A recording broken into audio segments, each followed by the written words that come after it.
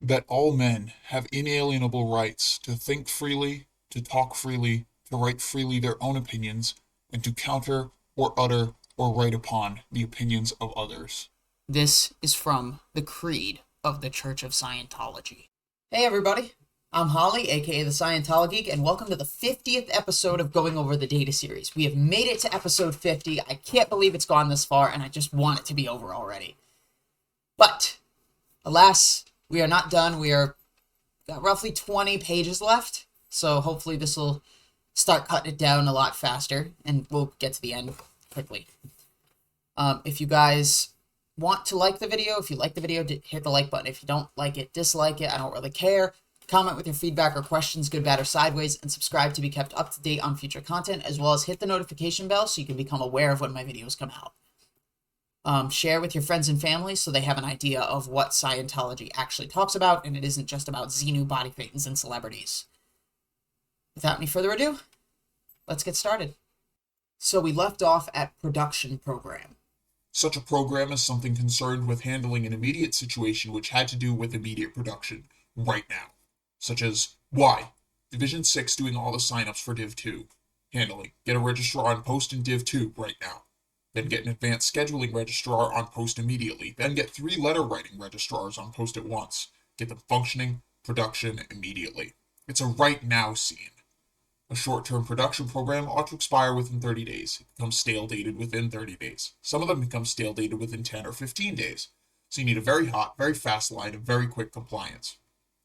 It already takes quite a while for the reports to get to the files through the mail so that you know what the situation is. You're already 10 days behind the gun, 10 days, 2 weeks late, and then it's going to take maybe another week to get it assembled, to know that there's a situation and evaluate it and get it through and ready. So you're operating on about a 3-week average comm lag.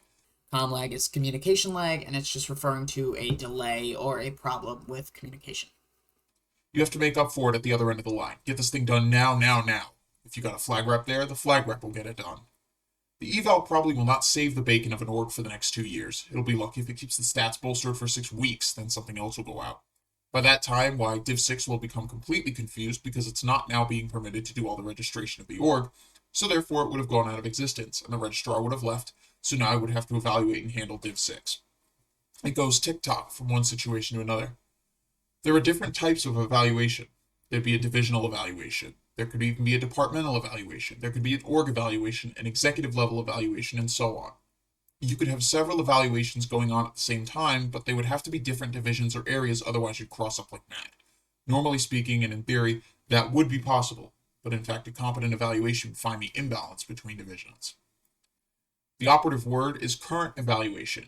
You could push a current evaluation. How wide is present time? That's a matter of judgment, but a year-old evaluation would be pretty much not current. You should be able to turn out an evaluated program that applies to podunk org and get it executed forcefully, and they would start flying. And then you should be able to do an evaluation on the policy missing in such and such an org, and be able to issue it on the LRH comm line and get them pushing right straight up the line into a form of org and a production basis. If you can put evaluated programs out on those 2 lines, the production program going to the flag rep, the expansion program going to the LRH comm, you've got it made. And if you've got anything else standing in the road of that, you should get rid of it. And that's the way the orgs would boom. First target. Your first program target must always be a production target, but you can't in actual fact write a pure production target. That would be impossible to write a pure production target because somebody would have to do it. And the moment that you have somebody there to do it, you have organization. So there's a certain amount of organization that comes into it.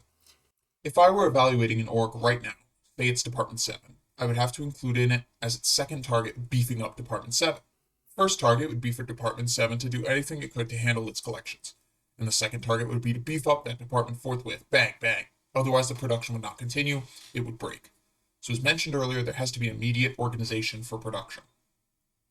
Terminable targets. Now, how do you like a target like this? Maintain friendly relations with the environment. How do you like that target?